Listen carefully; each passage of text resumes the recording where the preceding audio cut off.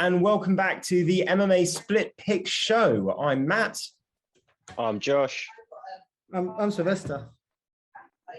And we've got a special guest, Tommy Trolls himself, making his first appearance on the show. We have been desperately trying to get him involved. Obviously, his name has been mentioned in past shows many times before. He is now here in person. Woo! It only took Derrick Lewis fighting for a title to be able to get Tom on a pick show, but he is here. He is, judging from his notes, the most prepared person for this show. And I'm delighted to say that after 2 weeks of Sly being miserable about the UFC's content, I think you're actually excited about this card. I'm super excited about this card. Yeah, super excited. That might not sound enthusiastic, but if you'd watched the previous 2 weeks worth of shows, it's a lot better than where we were. So it's great progress, and it's a really fun card. When I was going through trying to do my picks, I looked at every single fight, and I was just like, it might not be the most relevant fight, but it's a lot of fun. We've got Angela Hill, we've got Tecia Torres, we've got Vicente Luque. It's not Saturday yet. Don't scare that fight away. Okay. Do you want me to give them code names when we talk about it, mate? Just Voldemort it, all right? Those that must not be named. It's going to be a bit tricky when we get to doing our picks for it, but I understand where your head's at. And really, I think the thing I would kind of just want to say first and foremost and ask everybody here, great fight, love the main event. Does anyone here really think it should be for an interim title? I mean, all right, when you've got your top two heavyweights, your top two most marketable heavyweights complaining about fighter pay, this was inevitably going to happen. This is Dana White day one business school. All right, always find a way to fuck people over. Always find more leverage. You know, this isn't a regular sports league. They deliberately copied the model from the WWE, Vince McMahon. All right, just one maniacal dickhead at the top, just forcing everyone else into line. It's ridiculous sometimes, but you make a great point. This is 3 and 4 essentially teeing off, and shit, I'm still excited. I think the one thing that's been able to make them pull this off is there is so much love for Derrick Lewis that regardless of what the situation is, I think people are just happy that it's like Lewis title fight. Yep, that sounds about right. That sounds like at least half of what I wanted. Yeah, I mean, to be honest, it's a less credentialed title shot than last time, but he seems a lot more ready for it this go around. You know, against DC, you didn't really believe he was ready for it. No, his back was still buggered. And in terms of the fight itself, it's an interesting one. I want to sort of get your own opinions on it. But the way that I'm looking at it and the way that my pick is for this main event at the moment is, on paper, Cyril Gane's the faster, more technical, more skilled, more agile, more talented, higher fight IQ, better game plan, more weapons at his disposal, all of these things, doesn't have the pressure of fighting at home. There is no reason that Derrick Lewis should win this fight. But this is the old battle of skilled technician against big fat black guy who hit hard. Wow. And I just think this is going to be a situation where the guy who hits hard is going to land. Please, guys, take the floor. I'd love to hear Tom's opinion on this to kind of welcome into the show. No, I'm with you guys. Like, don't get me wrong. I don't think anyone expects Derrick Lewis to be favourite in this. But I think, honestly, on my part, I think Cyril's too fast. Gane is just too fast, too strong. But as you said, Derrick will get him with that one right and knock him out. Personally, I want Derrick Lewis to win, but I just don't know. I don't know. Who's your money on? I mean, I think my money's going to be on Derrick Lewis because the odds are going to be fantastic for him. What are the odds? Yeah, I think he's the biggest dog on the card, I think. He's the biggest underdog on the card. I think so. Last time I looked, what? I don't know with late additions to the card, but I think Gane's at like plus 400, maybe more. Jesus. Wow. Yeah. I've got to put at least a tenner on Derrick Lewis by knockout. It has to be done. The thing I feel with Cyril Gane is that people are looking at the fight against Volkov and the fight against Jairzinho as a kind of litmus test of how he deals with a big, harder hitting guy. And the thing I'd say is, although Derrick Lewis isn't nearly as fast, he's really explosive. I don't think Jairzinho and Volkov ever really had the ability to quickly close that final sort of half yard of distance. And Derrick Lewis can do that. He can do it more so faster than people give him credit for. And he's crafty as well. You know, I think you could see how frustrated Jairzinho was getting as that fight went on. And he just became so gun shy. He just wasn't doing anything at all.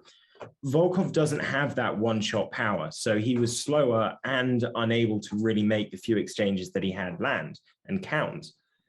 But I don't think that's the same issue for Derrick Lewis. He's going to be as able to knock him out in the 4th and 5th round as he is in the 1st and 2nd round. He knows how to create those opportunities, and all it takes is one flying knee out of nowhere, jumping switch kick that seems to have no setup or logical sense for why you do it. And it's a completely different fight.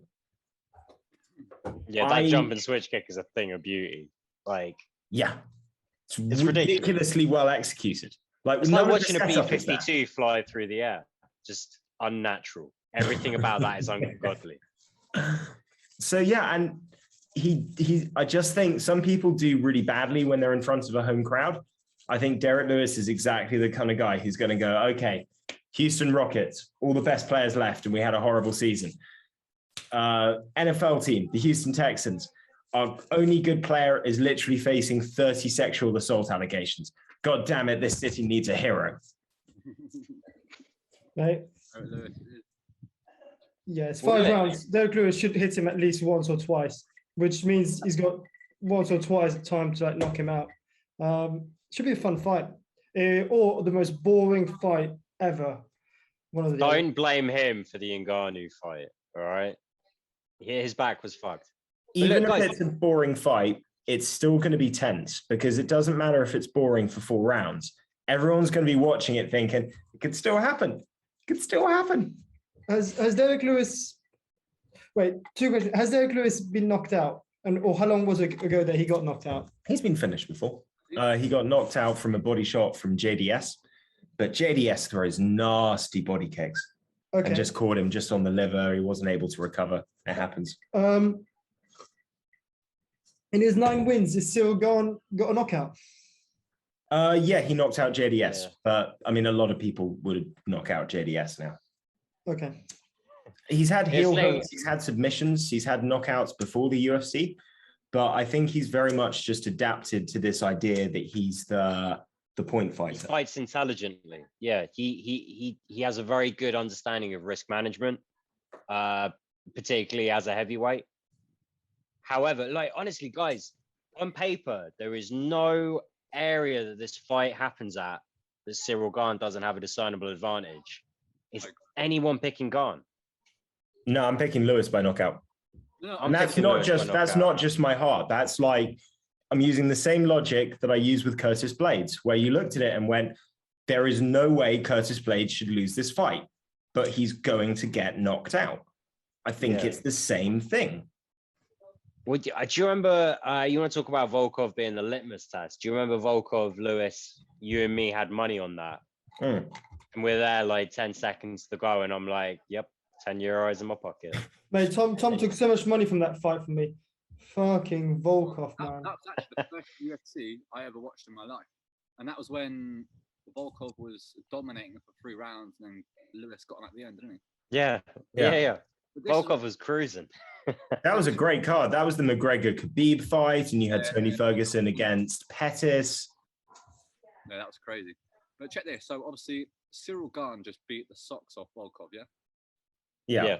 Volkov, even though Lewis won that, Volkov dominated the whole fight. So theoretically, Lewis doesn't have a chance. Yeah, but we're all picking him. And here's the logic I'd say is that, so Volkov, when he fought Lewis, was a lot quicker. And what happened after that knockout loss, and I think after he fought Curtis Blades, is he put on a lot of body mass to try and be a more powerful finisher in the division. And in the Gane fight, he was very slow. I mean, he was slower than Lewis is going to be, 100% in terms of explosivity and covering ground. But he still caught Cyril Gane. Cyril Gane didn't come out of that fight unscathed. there were still moments. And what Derrick Lewis has, funnily enough, Dan Hardy did a good breakdown of it. Derrick Lewis used to fight on the street. He has that kind of like, and the way he put it, he understands these little tricks that you can use to get people to think a certain thing. He knows how to play possum. He doesn't mind retreating when he's not as hurt as he's seeming in order to land a big shot. And however talented and intelligently Cyril Gane fights, he's going to have to deal with a guy that's going to be more than willing to chuck in these signals all over the place and not in an orthodox way. You know, Volkov and Jairzinho, they're still kickboxers. They still behaved from a very fundamental kickboxing background. They're all going by the same playbook. Derrick Lewis isn't going by that playbook. He'll do something that Gane won't anticipate, in my opinion, because a properly trained fighter wouldn't do that move in that situation. But Derrick Lewis won't do that. He'll do the unexpected thing. I'm just going to say it so we can move on. Derrick Lewis by knockout. Yeah. Is that what you're all picking? I think so. Yep. I'm going to go Lewis. I'm going to go Gane just to be different. Tom's going Gane. Are you going Gane by decision or are you going by a finish or a submission? By decision. There's no way he finishes Lewis. You're still putting money on on Lewis, though, right? Yeah. Just check. Whatever you think, the smart money, if you're betting, is Derrick Lewis 100%. Yeah, the value is there. I'm just a fan of Derrick. I don't have to say it's smart money, but the value is there for fucking sure. So yeah, so I Vegas have sold him short. So Sly's going Gane by decision. Me and Josh going Lewis by knockout. Yeah. Year of little faith, Sly.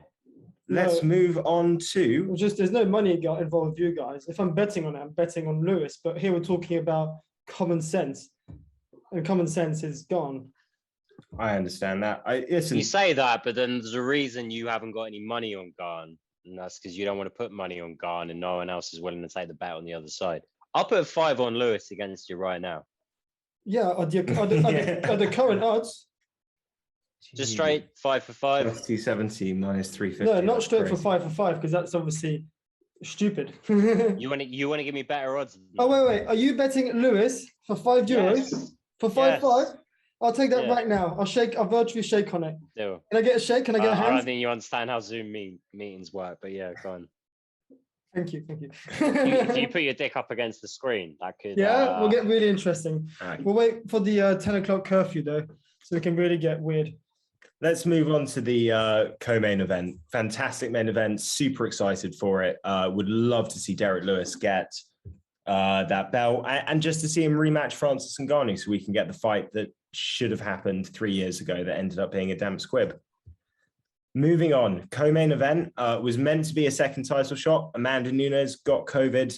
Juliana Pena can go a couple more months thinking that she actually has a shot at winning a title. Good for her.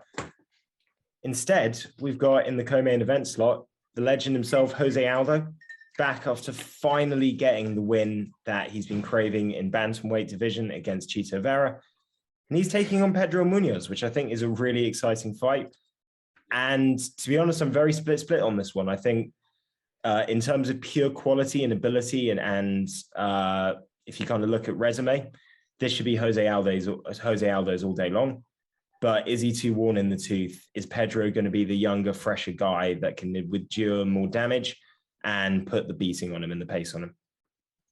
Josh, I'd love to get your opinion first. Well, I think it's interesting you kind of position him that way. How old is Pedro Munhoz? Because I was in the impression he was maybe like 30, 32, 33, something like that. I'm not saying he's young, but he doesn't feel nearly as worn, I think is the better way. This is kind of my point, or what I kind of want to talk about. I think Jose Aldo is clearly a fighter in decline, but he peaked so much higher than Munhoz has ever got to. Well, and it kind of feels, it feels even because you've got an absolute legend of the sport in apparent decline, and a guy that inconceivably seems to be rolling back the years. Maybe it's just he's finally putting it all together. Maybe it's just about getting the right matchups at the right time and landing the right shots. But, frankly, Jose Aldo has only ever lost to the very, very best and Marlon Moraes. But, Dana White gave him a title shot off of that loss. That's what a lot of people kind of thought of that result. He looked fucking good against Jan. Yep. That was a good fight. Until what was it, like the 4th round? End of the fourth, it started swinging very much in Jan's favor. Yeah. But first 3.5 rounds was seriously competitive. And beat a very, very good, very talented, streaking Chito Vera. So I'm going Jose Aldo. But I would like, again, sorry guys, I know I keep saying it every fucking time. This is the last episode I'm doing off of my phone.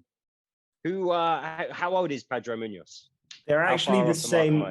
They're the same literal age, but it's 25 fights against 36, and 36 of the fights where pretty much most of them past a certain point of 5-rounders, highest level of the competition, title fights, all this kind of stuff. Yeah, wars. It's wars. Yeah, it's a lot more wear and tear. And I agree with you. I actually do think it's going to be Aldo that wins it, but this is the worry when I look at him with bantamweight. It's amazing how the sport changes.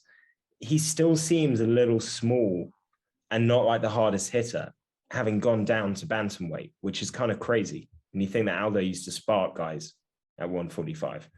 I mean, he still has knockout power for sure. The age, the weight cut for sure. I know he started eating clean, and that's what enabled him to get down to 135. But people don't get past like their mid-30s and find it easier to cut weight. So and he always had a hard time at 145. I remember when they banned the IVs for rehydration afterwards. You know, he had a lot to say about that. He was not happy. You know, that being said, I think his biggest problem coming down to bantamweight is the fact that the guys he's going up against are a little bit faster, and it's a lot more volume. So you don't have to be as wary necessarily of the shots coming towards you, although there are still a lot of heavy-handed bantamweights. But you're dealing with so much more movement and so many more kind of light shots, or maybe significant shots that are more like 60-70%, that it changes your game plan. And you have to kind of like fight fire with fire, and you can't just sort of like set up highlight real big shots against, like the Jeremy Stevens liver shot, fucking beautiful shot, but Stevens left himself open. He's a little slower, a little more cumbersome. Coils up on the shots a lot more, looking for a lot more torque. Bantamweights don't tend to fall into that trap because 45 is really that kind of watershed weight limit where we start seeing knockouts more consistently. 55 and 70, you certainly get a lot more, but I'd say 45's kind of like the lowest lightweight where you really think like you might see someone get starched today. Well, also it's a real strikers division, featherweight at the moment. Absolutely, kind of always has been. Even like Chad Mendes, Frankie Edgar, they love getting into stand-up battles. It was just the state of the weight class. So it's so unknown. I don't pick Aldo confidently, but I'm with you. I'm picking Aldo just because I don't know. I just sort of lean towards. I think the difference in leg reach and the way the combat style is going to match up. I feel like Aldo should be able to take a decision here. I 3-rounder as well. But I'm not confident in it. I don't feel very set in this pick. We can definitely hear from your long explanation that you're not 100%. Oh yeah, sorry guys. I totally forgot we were doing this today on a Thursday, so I've been drinking all day, and I apologize. That explains it. I was like, why is Josh rumbling so much? He's speaking more than Matt. Well, I'd love to get Sly's opinion on this. Well, Aldo's probably more experienced. He's got longer legs. He's got longer arms. His volume, though, is not there. Munhoz has got a lot more volume. They both get hit as much as they hit. Like they're like 50-50 on the amount of hits they hit and take. But just for volume, I think Munhoz, and the fact that Munhoz is better at submission game, I'll take Munhoz by decision. Nice. I think it's really going to be, I think volume's the key there. I think if Munhoz can put enough, if he can do the kind of performance like he had against Jimmy Rivera, I think Aldo might struggle. But the real clincher for me is I think 5 rounds, if this was a 5-round fight, would definitely favor Munhoz. I think 3 rounds, Aldo can burn through the gas tank a bit, and I think he's going to win on decision. What is it? Tom, your thoughts? Is it 3 or 5 rounds? 3-rounder. Yeah. I don't know. I think obviously Aldo's going to be more kick heavy. How many pages does he have? Beast. He is a beast. If it was 5 rounds, I would have gone with Pedro. I'm going to go with Jose Aldo. And I'll go by decision. Nice. Very nice. And that takes us to next fight on the card. Let me just bring up my notes. We've got, this is going to be a great fight. Welterweight, real fight to get into the that contender mix at the top. Michael Chiesa, who's been on an absolute tear since moving up from lightweight, taking on the always dangerous Vicente Luque. He's coming off the biggest win of his career against an aging but still reputable Tyron Woodley. Now, I kind of want to start with Tom just to protect me and Josh rambling over too much. And we got to take advantage of Tom's notes. So please take us away for this one first. Okay, so this is a really good fight. Obviously, everyone knows Vicente is a beast, mate. That guy can knock out anyone. And it is tough. I think I'm probably going to go with Vicente Luque in this one, just because I think he's too tough. I know Michael Chiesa's got some good submissions, so does Luque. And I just feel like, I think Vicente's got this. What would you say if it was a 5-round fight, this one? Would that change it for you? No, I probably would have still gone with Vicente, because, I mean, Luque is a beast. He doesn't really get tired. We all know that. Neither does Michael, but I don't know, man. I'm going with Vicente on this one. To be fair, there's a good litmus test for this, because at least in lightweight, guys with good striking and dangerous submissions, if they do get put on their back, were a bit of an issue for Chiesa. If you think about the way he lost to Jorge Masvidal with the Vast choke. I just feel, though, that he's really filled out at welterweight. Not just, he was always a tall guy, but he's really been able at that weight class to put that kind of core strength and muscle on. If you see the way he was just able to control a guy like Neil Magny, who is no joke when it comes to grappling, I just see Vicente Luque getting smothered here a little bit. That doesn't mean that he can't crack him. That doesn't mean if he does keep it on the feet that he's not going to knock Chiesa out, because Chiesa's not got the stand-up to match him. But I don't think that the takedown defense is going to be good enough from Luque to prevent that cycle of control that Chiesa is going to instill. I don't think he'll tap him, but I think he'll win this by decision. I'm going Chiesa. I disagree, man. I think if this was a 5-round fight, I might lean towards Chiesa. But honestly, Luque's ground game is good enough that he can keep getting this back to the feet, or at the very least, stop Chiesa from either taking his back or just smothering him with top control, which is really, as good as Chiesa's ground game is, it is very much limited to either smothering top control or just taking guys out once he gets the back. Luque, once they get back on the feet, has a very clear advantage, but more than that, his very violent style, I think, is going to upset Chiesa. I think he's going to be able to take early rounds off of Chiesa, if not finish him. Out of respect for Maverick, I'm going to say decision. So I'm going to go Luque by decision. But I really think that for Chiesa, if this was a 5-round fight, I'd have a hard time thinking Luque is going to be able to break him down while keeping an eye on the gas tank. And, you know, as great as Chiesa is, this is just a horrible matchup for him to try and throw himself into the title picture. I think that he would have done better against one of the more kind of wrestle heavy guys in this division and kind of used his size and his submissions. Yeah, well, there's two sides for this really, because on one side you got Chiesa, who's a bit better than Luque at, getting submissions in this, but Luque, as you say, is really good on the ground, so he can defend that. But at the same time, Luque's not very good at defending takedowns. He gets taken down half the time. Like, it's like 1 out of 2. If you take him down, 50%, you're going to take him to the floor. Does Chiesa manage to take him to the floor and have just a bit more ground game to keep him there whilst trying to get submissions and make it a bit of a boring kind of on the floor kind of fight and win it in points? Maybe, but all it takes is, them standing up for a little bit for Luque to just rush him, and Luque's got a lot of output, and a lot of that output really hurts. It's really, really tough pick, which is going to be a really good fight. I think Chiesa wins it by decision if he doesn't get knocked out in the first round. So yeah, Chiesa by decision. Interesting. I just think the size is going to be a factor as well. Luque's not the tallest or biggest guy. He hasn't got the biggest of reach. Nah, heavy hands though. very heavy hands. Listen, he could easily knock Chiesa out. And I think if he is able to keep it standing, Chiesa has not got a hope of being able to stand for 15 minutes with Luque and win the fight. Yeah, but Luque can't defend takedowns. Well, that's what I'm thinking. I just think to be dangerous off your back with submissions, you need the guy to be taking risks on top. And the way Chiesa can just smother these positions and just stay busy enough to keep that, I don't think he's going to give Luque enough room if he gets him down to get out. But we're going to find out. It's going to be a good fight. And I think for the winner, it's into that top 5 mix, isn't it?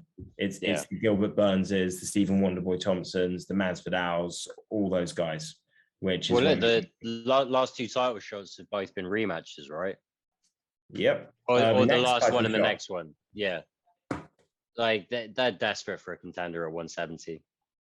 This isn't officially a title eliminator, but it's definitely about putting someone on a fast track. 100%. This is a Charles Oliveira fighting Tony. No, this is a Kevin Lee fighting Charles Oliveira. It's the fight before you get into the mix of being able to call out that top 5 guy and get into the real contender mix. Mm-hmm. Yeah.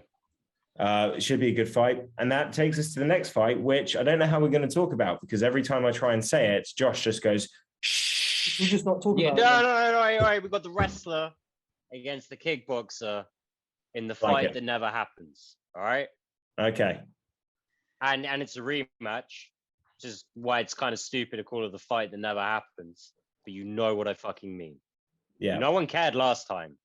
We've all cared many, many times over for a long time now for this rematch. I'm very fucking jacked for this. I'm taking the kickboxer. So you're thinking that the kickboxer has made enough adjustments? Yeah, man. I just feel like I just seen so much improvement. And the wrestler, scary as hell, busy as hell. She's a little Tasmanian devil, obviously. But this is very different to the first time they fought.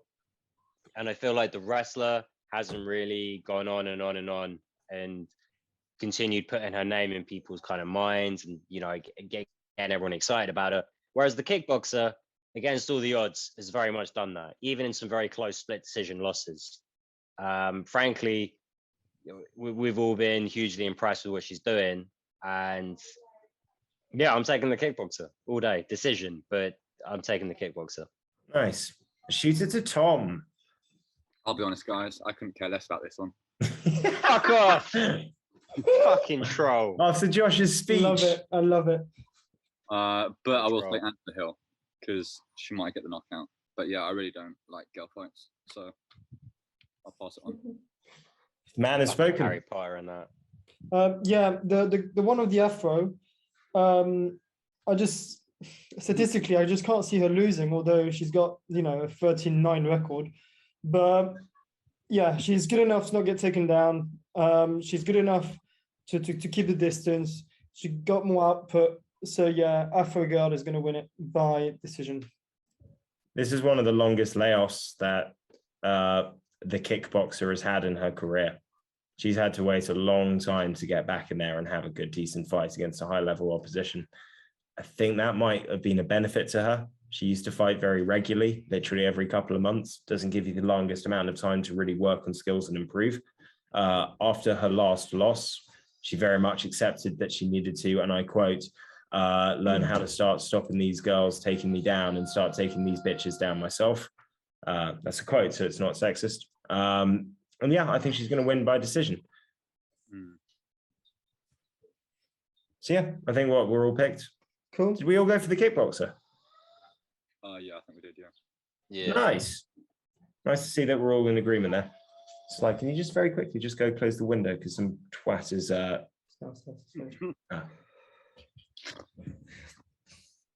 They swap up with every week, Tom. I thought that's every week, mate. Twice a week. Well, at least your dog's not barking this time. Yeah, which is crazy. Yeah, I am the worst of the three. For noise okay. And wrapping up the main card, this is a great fight. Can't believe neither of these guys are ranked. Song Yadong taking on Casey Kenny. Both guys coming off losses. Casey Kenny obviously losing to the Dominator himself, Dominic Cruz. Song Yadong, who did he fight? Was it Kyler Phillips he fought and just got slightly outclassed? Wait, he didn't step up to Kyler Phillips, a featherweight, isn't he? Nope, he's a bantamweight. It was, yeah, it was Kyler Phillips. Oh shit! You know what I'm thinking? Wasn't it Kyler Phillips like second stint in the UFC? The first fight was at featherweight, right? No, he might have had a fight at featherweight, but he's a bantamweight. I've been drinking all day. Ignore Josh. Yeah. Song Yadong, so much hype about this guy coming out of Team Alpha Male for a while. Uriah Faber saying this is the guy, super young. I think he's only 23 years old. He's come unstuck a little bit. The Chiesa Vera fight he won, but I thought he lost. A lot of people thought he lost. Got slightly outdone by Kyler Phillips, who really showed his creativity. Casey Kenny on the other side has just been doing his thing. Did lose to Dominic Cruz, but it's still Dominic Cruz. I'm kind of leaning Kenny in this one. Tom, you've got your notes. Let's take you away first. I'm going to go with, what's his name? Yadong? Song Yadong.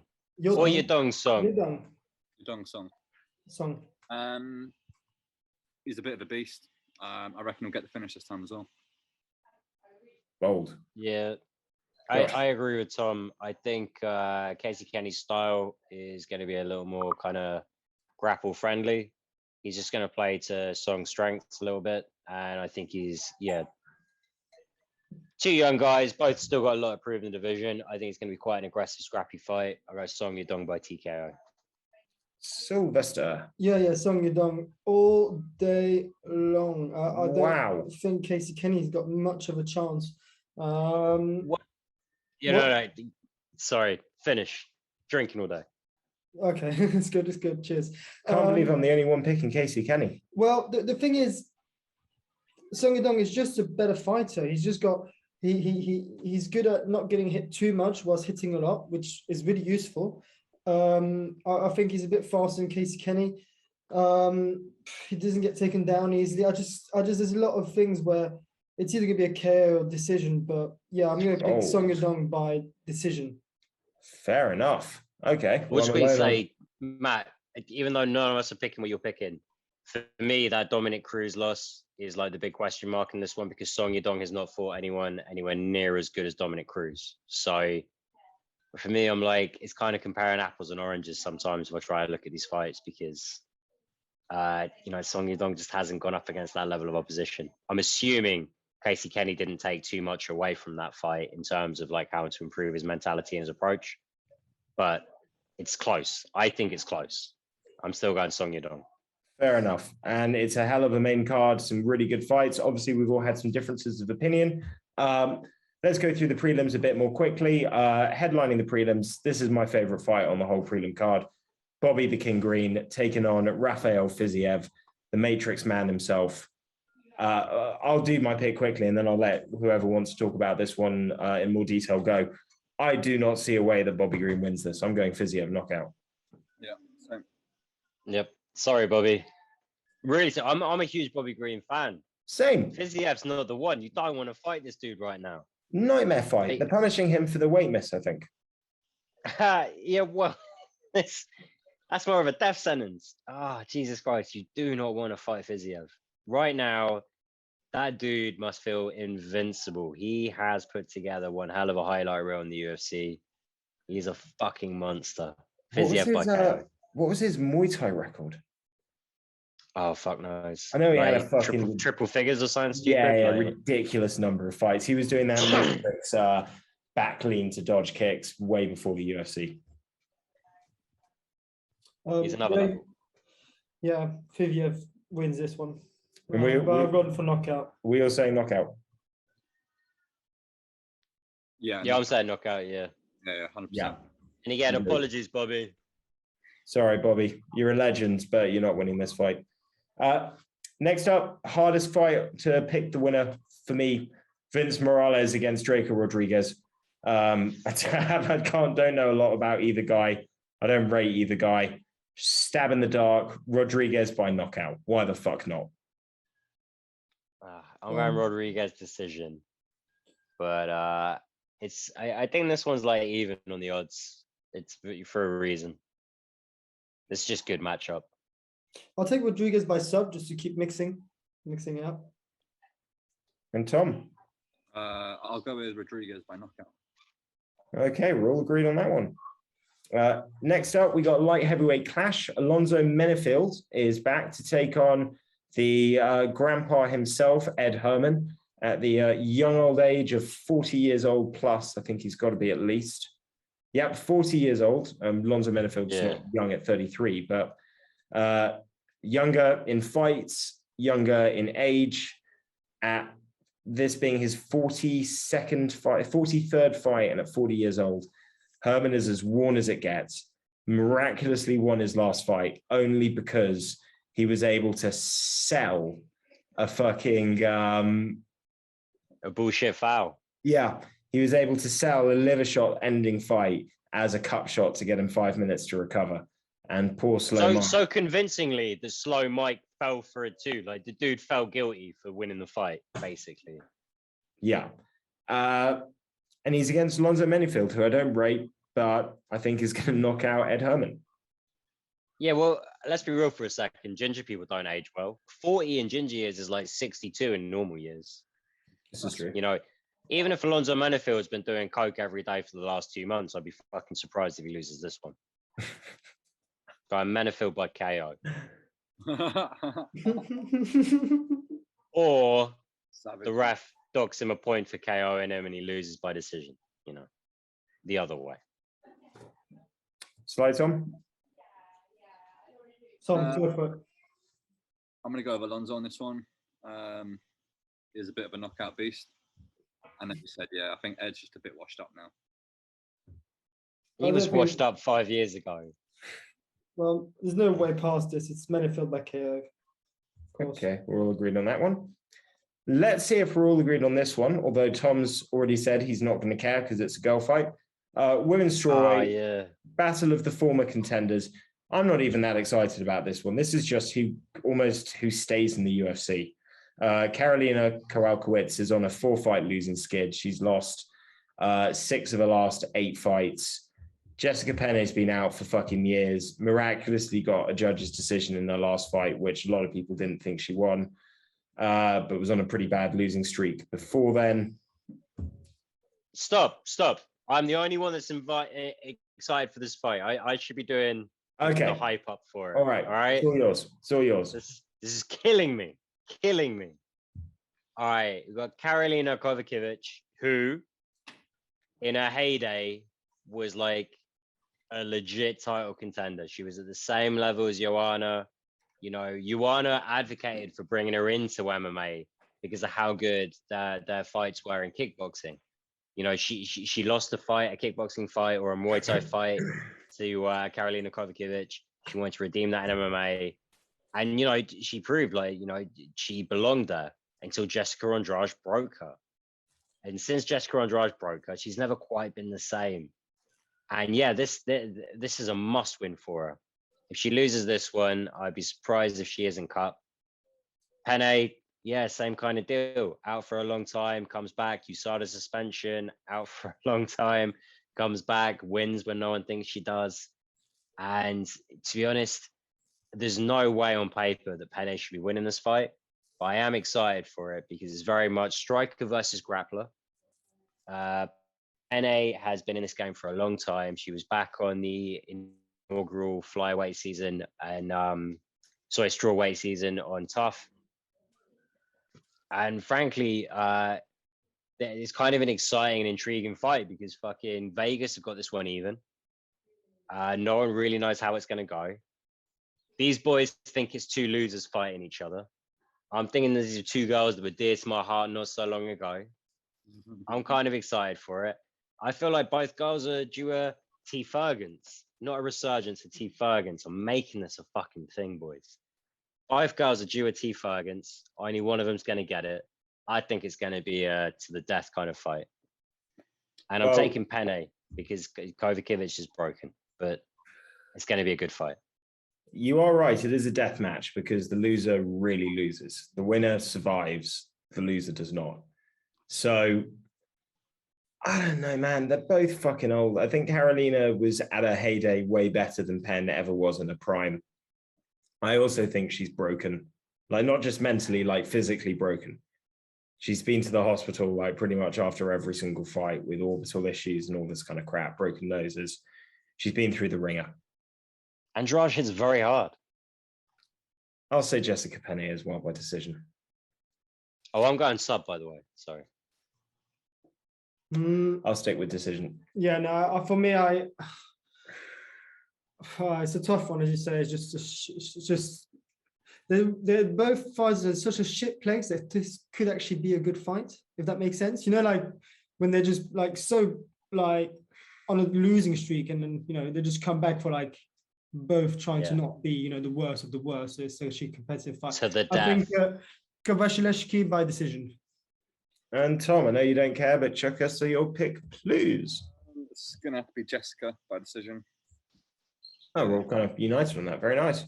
Let's run through these prelims very quickly. We've got Josh's boy, Manel Cape, in his own win or die situation after dropping his last time I'm picking him if he fucking loses, I swear to God. Against Ode Osborne, who dropped a gilly loss in the first minute against Brian Kelleher in his debut. Shit happens. Got a pretty impressive knockout in his next fight, and is my pick to win this by knockout because I think Manel Cape is a talented fighter who is cursed to not have a successful UFC career. Nice. He doesn't understand that the first round counts. And I don't know why his coaches can't explain that to him, because God fucking damn. You're getting 3 of them, son. They all count. For me, I reckon the Jamaican sensation, Ode Osborne, will win this by submission. Bold. And Tom? I'm going to agree with Sylvester on that one. Not by submission, probably a knockout. Okay, so 3 of us on Ode Osborne. Are you going by submission, decision, or knockout for Manel Cape, Josh? I'm going decision for the surprising, rising, never lies. Miles Johns versus Anderson dos Santos. We meant to get this fight the other week. I think I picked Miles Johns. I can't remember what you guys picked, but I'm sticking with Miles Johns by decision. Yeah, it sounds good. I'll have one of them. Yeah, Miles John by decision. Is that a 4-piece order? Yeah. 4-piece order for Miles Johns by decision. Victoria Leonardo taking on Melissa Gatto. Melissa Gatto is making a UFC debut. I actually did some looking into her career. She drew her first 2 fights, is on a 6-fight winning streak, with her last win being against Carol Rosa. She has, outside of the UFC, she's been meant to have been fighting in the UFC for like a year and a half. Her whole top part of Tapology is just cancelled fights, cancelled fights, cancelled fights. I think she's going to come in with a bang. I'm going Gatto by knockout. Really? You don't know Gatto then? I know, but I don't. Victoria Leonardo got manhandled. I'll let you guys pick. I'll let you guys pick first because yeah, man. Clearly, I'm doing the information. I worry 2 draws on your record on the regional scene. I don't think they were her first 2 fights. I might be wrong, but it looks to me like maybe a bit of a padded record, and I don't think the delayed debut is going to do her any favors. So I'm going to go Leonardo's by decision. Tom? Yeah, Victoria looks a bit naughty. I'm going to have to go with her by a knockout. Naughty knockout Victoria. All right. Well, now that you've all picked, I'll let you guys on an insight, is that these girls are not known for knockouts. They're both submission artists, both got amazing submission games. So I'll take Melissa Gatto by submission. He's so proud of himself when he's found like 3 stats that he can use on the internet. Well, it's 3 stats that you guys seem to not have cared about, which are really important. Well, look, hey, come Sunday we'll know, because this is the dude that picked Chiesa and Gane as well. So like me, Matt, and Tom have all very much gone the same direction here, and he's the outlier. I was Chiesa as well. I've disagreed on a few things. I'm thinking back to all these weeks that you have made fun of him, and he's absolutely spanked us on the picks. So it makes me nervous when he just keeps confidently making poor choices. I don't think Gane's a poor choice. I think it's the sensible choice. It's only us that are clinging on to Derrick Lewis. We all understand why that isn't going to happen, though. I'm glad that we can be agreed on that. Let's just round out the card very quickly. The thing that's opening up the whole night, Johnny Munhoz, 10-1, taking on Johnny Simmons. I'm going Munhoz by fuck it, knockout. Unless Sly tells me that he's won all of his fights by submission as well. They got to ride the line, bro. Just straight down the middle. Munhoz decision. Tom? I'm going to go Jamie Simons by decision. I'm going to go for Munhoz by submission. And there we go. That is the picks. Quick question, guys. Aside from the main event, what is everyone's favorite fight on the card? Oh, wait, where the fuck? I mean, it's kind of I don't want to jinx it, right? But obviously kickboxer, wrestler. And then outside of that, the other one that's kind of in the same kind of vein is the Luque Chiesa fight. If Chiesa is going to win, it may well be a very boring fight. But if Luque can make it close or interesting or actually win this one, I think it's going to be a fucking war. I'm going to go. Matt. Sorry. That's both of you. I think that got on both of you. Bless everyone. I cupped the hand. I'm going to go. My most interesting fight actually is going to be the main field one because I'm looking for a KO. And I think that's going to be the one with a KO. I'm going to say Fiziev versus Bobby Green. Can't wait to see those two sitting down. Sorry, Bobby. Sorry, mate. It's really not going to go well for you, bro. Like, it's not, but it might be entertaining. One of my favorite stories. See that happen to Bobby. One of my favorite stories with Dustin Poirier talking about his old fights was he saying that Bobby Green talks so much shit during the fight when he's in there that as he knocked him out, the literal words that were coming out of Bobby Green's mouth just before his right hand landed to knock him out were, "You hit like a bitch." If it was anyone else, I might change my pick, but Fiziev is a fucking monster. I know. I'm with you. Sorry, all the way. Bobby. It's going to be a great fight. Can't wait to see it happen. And everyone watching, put your money on Derrick Lewis, even if you think Gane's going to win, because those odds are just too good to pass up. Apart from that, I think that's the show. Tom, delighted to have you on. We will, of course, more than welcome to come on any future shows, and we will let you know how you fare on the picks. For everybody else, enjoy a great weekend. Oh, hang on. Sorry, guys. Tom, who are you trolling at the moment? Whose DMs are you sliding into? Mate, all of them. No, honestly, like it really pisses me off. Like if a UFC fighter gets into the and doesn't, give it their all, and if they don't give it their all, they will get a DM from me, and it won't be a happy one. Who was the biggest culprit from last weekend? No, I've not sent any DMs recently, because no one's kind of let me down. Who was the last one to let you down? Who got the both barrels? I don't know, mate. I don't know. I forgot now. Yeah, we will check in. Tom, I want you to come back in every now and again and just explain all the people that you've been slagging off online, just so we can apologize and reach out to them, because that worked really well last time. Yeah, in all fairness, Tom is very much half responsible for the Eric Anders interview. I was just about to say that. Yeah. If it wasn't for me texting Eric Anders, he would never have got on your show. Is that right? No, I think the only reason... If it was not for Matt apologizing for what you said, he would never have come on our show. Hey, Tom, open that door, mate. I just needed a nudge. Yeah, I just want to be clear. I'm not advocating for you to go and bully people online, Tom. But I would like to make amends for what you've already done and undoubtedly will continue to do. Even if, because it's for our own interests, it's less noble, I still feel like apologies need to be said, amends need to be made, and I'm the guy that wants to profit off of doing that. We also might find some of them funny, so that would be enjoyable. That's true. I'll keep you up to date if I do, and we can work on it. Very nice. God bless you. Tom, I'll let you get back to your wolf pack. Everyone else, enjoy the fights this weekend. And as always, bye Dave, bye Laurie. Bye Dave, bye Laurie.